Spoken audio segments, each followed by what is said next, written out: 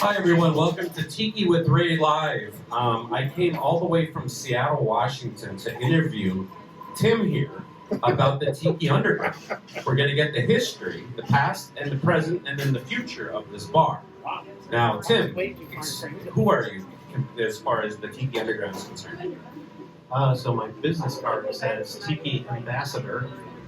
Basically, I run the drink program here, but if we go out abroad and do events outside of here, I come up into drink craziness and insanity on our behalf. So I got a question for y'all. How's the drinks? Woo! Pretty good? Yeah. Well, I'll tell you what, I'm drinking a non-alcoholic drink, and I'll tell you what, it's incredible. I tell you what, I can't taste the alcohol. You get it? So anyway, Well done. So originally the Tiki Underground was at a completely different location. Yeah, This is the second location. Correct. So where was the first one? We were about 7 miles that way, and it was kind of a standalone roadhouse, which had some advantages for bands and our annual Tiki Flea event. You know, we were kind of unto ourselves. Yeah. But we were leasing the property, and we couldn't really do the whole creative environment that we did here. So we were there for about 5 years. Well, 5 years, okay. Yeah. And then we had a pretty long transition to get in here and do what we've done. So now we're in 6th year here and about to get into 7th. Well, why did you guys move? Well, again, it was in a very isolated place, and we didn't really get foot traffic, because if you were on your feet, you were probably hitchhiking and running from the law. So did you get a lot of hitchhikers? Or criminals to your... Well, we were behind a nefarious hotel that I jokingly called the Four Seasons. I think most of the residents there had low jacks. So what you're saying, it was kind of a shady neighborhood. Well, the hotel was, That was for the sure. only neighbor. Yeah. Oh, really? So it was them and a BP. So was the idea always to move then, to go to a new place? Or, We really just. or did you get your car stolen and you're like, you know what, I think we should move? There wasn't like a lot of car theft and such. It that's- was just you had to know that the bar was there. It was a destination place. Yeah. So we didn't get people coming out to discover it as we do here. Really? Well, here's the interesting thing. I mean, it's like here, the Tiki Underground, even the old one, is known across the country. I mean, the Tiki Underground has been on my radar for years, and I've been wanting to come for like a long, long time. I kind of wish I would have been able to see the original location and make a comparison. But I'll tell you what, Tim, this build out is incredible. I mean, it is awesome. When I think of a Tiki bar, this is it. So can you tell us about who built it, the ideas, and because I guess the guy Bill is Yes, he can't make it, but maybe you could say a couple things. Affectionately known as Dr. Bill. So we came in, and this was basically just very bright pine wood with white paint and like mint green carpet on everything, including the front of the bar. What kind of a place was it? Basically a $10 steak and a shot of beer joint. $10 steak? $10 steak. But here's the important question: was the steak good? I've heard. It's Ohio. Oh, is Ohio known for its steak? Cheap. I thought it's known for its donuts. Yeah, For its tires. But oddly enough, so these weird kind of support beams that we have in the ceiling here that you recorded earlier. Yeah. That was kind of the inspiration for the interior of a shipwreck. So each one of those beams was already there. They were there. They were painted white. But they were painted white. Yeah. Oh my God. Yeah. So Dr. Bill, he stained and torched and did all the carving on these beams to make them look like a shipwreck interior. Now, did he add the extra beams on the side coming out? Nope. Those were there too. Those were there. Yeah. So I mean, that being said, before it was the stick bar. Was it something else that was nautical? Nope. No. No. It was a strange space before. Yeah. One thing I noticed up on the side is there's portholes. Yes, so Bill actually hand molded those portholes just in his own creative area. Yeah. Pretty difficult to see described it. But yeah, we wanted to have like an aquatic theme going on through the portholes, and so we are streaming an aquarium theme. Yeah. Well, I'll tell you what, on the right side, it's all nautical, but when you go to the left side, full on classic Tiki. Yes, lots of bamboo and rattan, And a wall of stone or. so yes, that was all literally hand-thrown concrete. Hand thrown?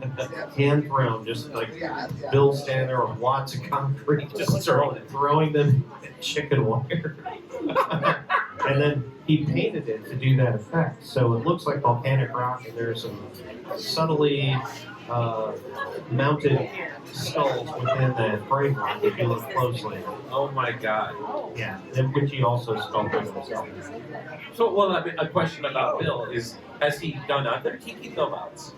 This is it. This is it? He is essentially property of TU. Now the question is, does he know that? Yes. Oh, okay. All right, Bill, so your property of Tiki. We have threatened him and his family. You're not allowed to make another build out. Yeah. Well, so that is unbelievable. That is even more impressive. The fact that this is his first build out. And he knocked it out of the park. Yeah. He does have a home bar that's pretty spectacular too. He's just kind of a creative genius. So he does like a lot of our graphic design as well. Yeah. Any postering we do, he's front and center. Well, let's talk about some of the tikis that you have. You have some historic ones, actually. And I'll tell you what, it really makes me happy that you guys actually have tikis in your tiki book. Because I'm definitely seeing a lot of places where they're kind of starting to shy away from that. We're like, we're a tiki bar, kind of, but there's no tikis. And I love the fact that yours are prominent. So, you were saying that Bill made some of these? Oh, was the guy who used the exhaust from his car? So that's smoke. So Bill is more of the sculpting school. So he did all the tikis out in the back patio. All of the wooden carvings in here were a local friend named Kevin Moore. Yeah. Who also restores hot rods like a complete badass. Yeah. And instead of charring them with a torch, he puts them behind his hot rods, stamps on the gas until flames come out, and sets fire to the tiki, which is just cool as hell. I wish he was here to show you the I hope he's not doing it in an enclosed garage. Maybe that costs. You know how much gas you're probably gonna have to use to do that? It's usually at an outdoor car show, and he's out there in his overalls and a racing hat. Yeah, Cut off over. it's pretty magic. You know what I mean? It isn't about how much wood that was used to carve the tiki was all about how many gallons of gas to use. This cost me 3 gallons of gas to make this tiki. So what is the future of the tiki underground? Where do you guys see the next step? What's the next phase? World domination. Hello, how you doing? So this is Sean, one of the owners of the Tiki Underground. How you doing, folks? Hi, Sean.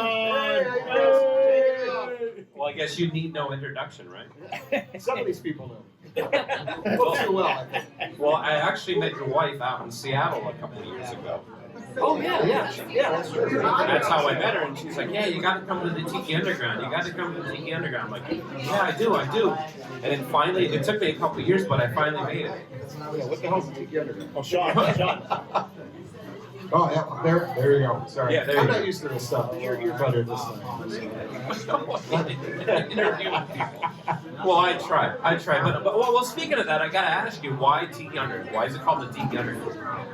So many moons ago, I had a house, and this house had a really beautiful bar built into it. It wasn't beautiful, it was very blank. It was in the basement. And we used to have parties and stuff. I was in my 20s, and it was like, every other weekend we'd have friends. So are you in your 30s? Yeah, 30s. It's like 5 years ago. So we ended up trying to figure out what we were going to do for a bar. And we wanted to decorate it, make it something besides just like space. And it was nice. So what we ended up doing was we started looking into different concepts and stuff. And then I came across this thing I really like rum. Yeah. And I started playing around on the internet, which was relatively new. And I came across this bulletin board called Tiki Central. Oh, Tiki And I Central. was like, oh, look at this. This has got, what is this? And I started, and it was just an overload of information on Tiki. And I was like, this is what I want. So looking in. What was it about it that spoke to you, as opposed to like a different kind of thing? I just like the theme. I like the way it looked. The feel of it was natural. The drinks were really what it was. I really liked. I loved rum at the time. Back then, all I knew was Bacardi Silver, so don't hold that against me. But we played around with it, and I ended up going to Home Depot, picking up a couple of, probably about 2 or 3 dozen of these shades, bamboo shades, flipping them sideways and putting them across my walls. So that was my bamboo, and I bought the bamboo. They actually have bamboo for tomato plants, the state tomato plants. Yep. So I bought a whole bunch of those. There was nothing out this way. And there was no way of getting anything from California or anything else. There was no bazaars at the time that I know of. This is like 90s. Okay. So the 90s? 90s, yeah, this is like 90s. So I'm like, okay, cool. We'll put this all together, and we did our best to make it look and feel kind of like a tiki bar. We enjoyed it, and we're like, what are we gonna call it? Well, it's underground. Well, we just call it Tiki Underground, and that's where it started. It was just a whole bar. I didn't even have any mugs. I don't even know if there were mugs available.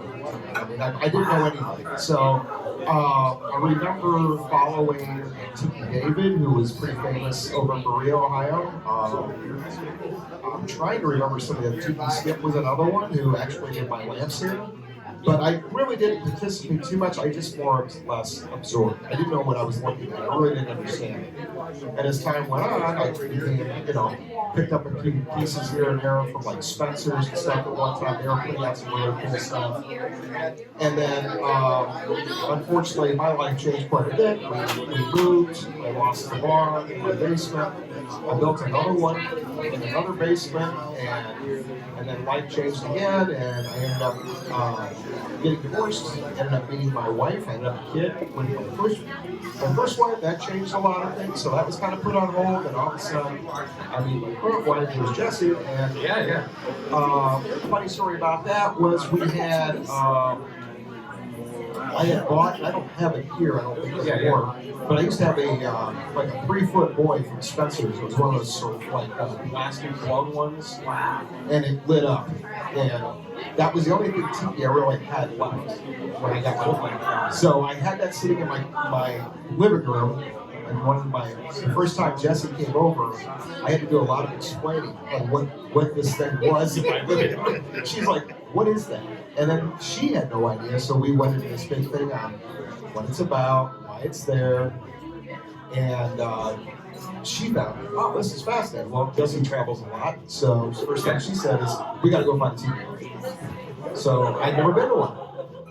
So wait, you had your own tiki bar, but you never went to one actual? Never went to one. I missed Tiki by a year. Oh. They closed it, and I actually worked with a lady. Oh, you like this? And she brought me a menu, and I'm like, oh my god, that's great. I'm gonna go next summer. It was gone. Oh. So I lost it. So we went to first tiki bar I went to was Frankie's in Vegas. Nice. Who's up in the Frankie's out there? Yeah. We get back home. We get married. Life continues, and she's like, we ought to open our own. And I'm like, yeah, okay. And I never thought anything more. I'm like, yeah, when I retire, that would be a really neat thing to do. Yeah. And so she started Tiki Underground up again, because she's a tech geek like I was. Yeah. And she started up on Twitter, Instagram, or not Instagram at the time, but Twitter and Facebook. Within about 3 years, she grew to where we had 300 followers, including some major rum companies like Bussers and Lemon Hard, and some of these other companies. And it was fun because then we started getting fans, but we kept on saying, one of these days, there will be a Tiki Underground. And people followed us for like 5 years, something like that. It was quite a bit of time. And then all of a sudden, one day, I was in between jobs, and she's like, let's just go do it. And I'm like, okay. And right before I was going to go do it, I'm like all excited. We're going to do it in Cleveland, and then Funko's open. And I'm like, whoa, pump the brakes. Let's see what happens. And I went and saw it. Got to see Stefan. Stefan is some of the same people I knew. And I went to the grand opening, a couple of soft openings, and we watched, and it was like, wow, this could work. I think we can do this. So then we started looking around. We opened up in 2017 over in Boston Heights. Even though it says Hudson, out this way, nobody knows where Boston Heights is. People know where Hudson is. So Hudson's like, our zip code was Hudson, but we were actually in Boston Heights. And we got it. It was twice the size of this place. Twice the size? Twice the size. Oh, wow, okay. But in the middle of nowhere. Nobody, it was so hard getting people there. That's where we started. Now, did you even have any prior bar experience as far as a commercial bar and running a business like that? I have none. No kitchen experience. The only kitchen experience I have is I helped make pizzas when I was driving, when I delivered pizzas. That was it. I washed dishes when I was like 19. That's it. I didn't do anything. I did do a lot of research. It wasn't like I just walked into this one.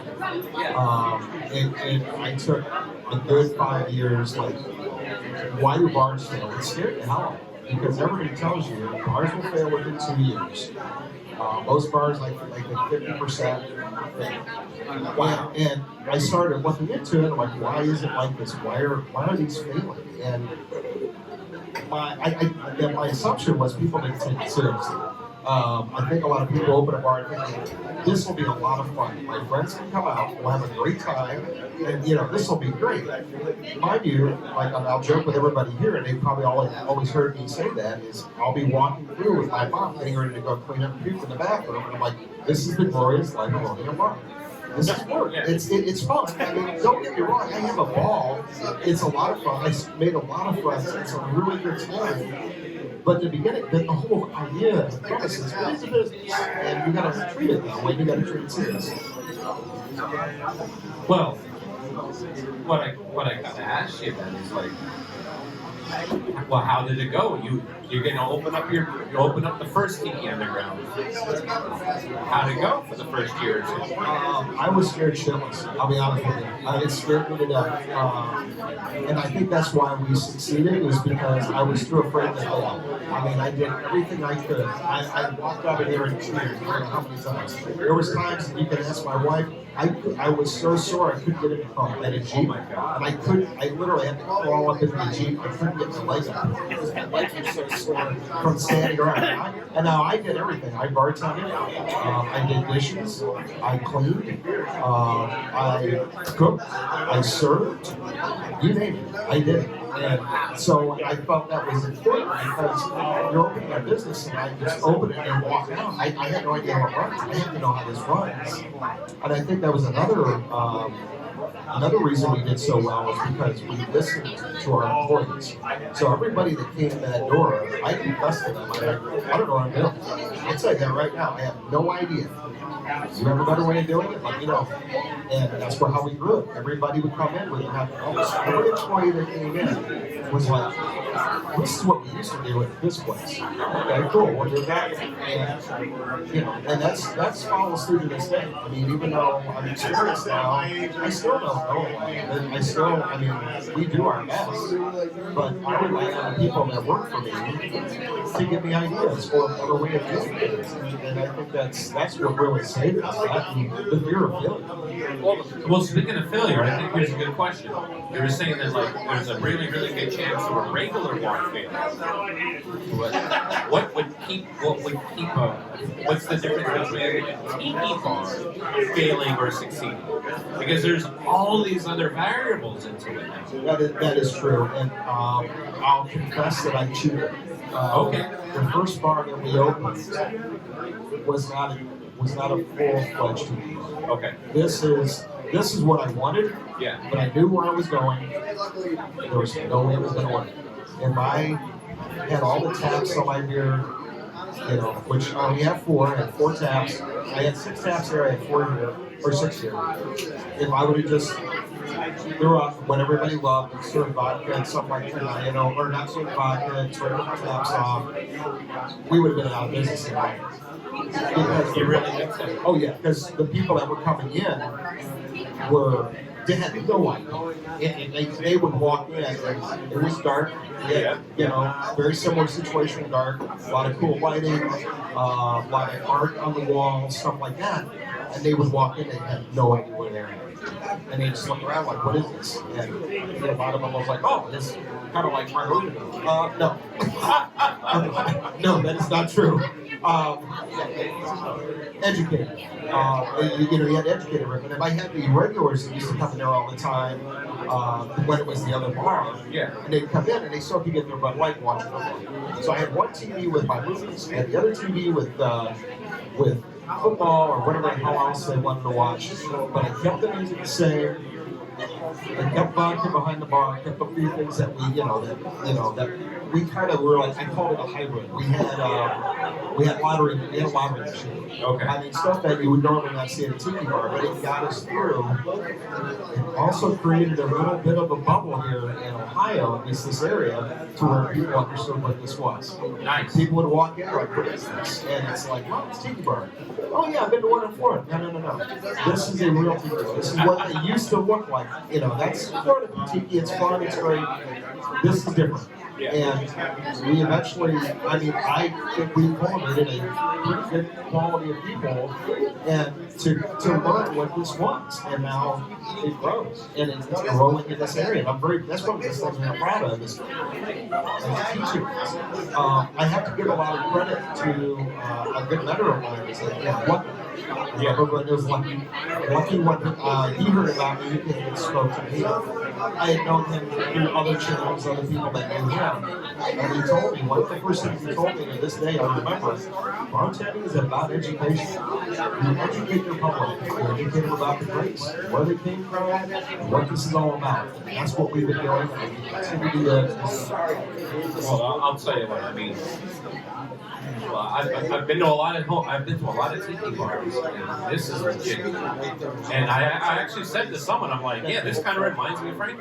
Thank you very much. And yeah, without the smoke, which is a good thing for me. And I'll tell you what, I'm completely impressed with the build out with the nautical theme. Like you got the nautical on this side, the classic tiki on this side. The cocktail program is really, really great. And I'll tell you what, Sean, I'm so glad I made it finally to Ohio. And I want to let people know. It's just sort of like, I mean, this video is gonna go out to people. I don't want anyone out there who's gonna watch this video who's not from Ohio. It's going on here. And you got to come to this tiki bar. Make it a destination. And you guys come out this way, we're not the only ones. So that's the good thing. You got a nice little area here that, like, say you fly in from the West Coast, you want to come see some tiki bars, we got it. You got us, you got Porco's, which is in Cleveland. Stefan runs a great business. Go there. You got Hidden Harbor in Pittsburgh, was only about 2 hours away. I mean, you know, there's a lot out this way. Max is about 4 hours away, but it's doable. And, you know, it's great. And I'll tell you what, I mean, the people that I've met in Ohio are some of the coolest people I've met. So give yourselves all a round. Thank you very much. Thank you so much for listening to the interview, and we'll let you get back to your drinking. I appreciate it. Thank you, sir. Glenn, it's been a pleasure. My pleasure too.